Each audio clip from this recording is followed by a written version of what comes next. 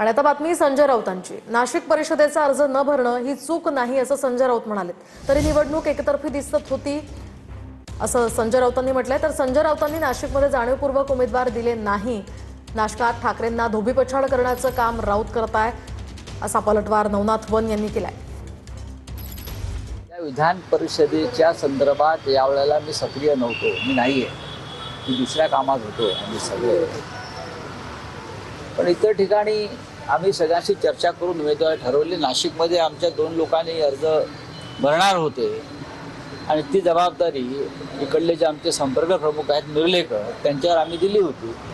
याला चूक मी म्हणणार नाही।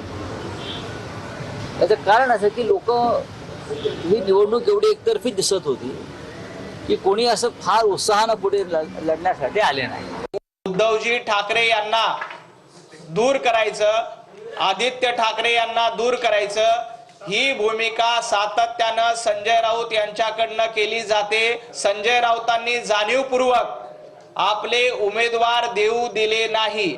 एका बाजूला संजय राऊत महाराष्ट्रभर चर्चा करतात, गप्पा मारतात आणि त्याच नाशिकमध्ये आदित्य ठाकरे आणि उद्धवजी ठाकरे यांना धोबीपछाड देण्याचं काम संजय राऊतांनी या निवडणुकीच्या माध्यमातून केलेलं आहे।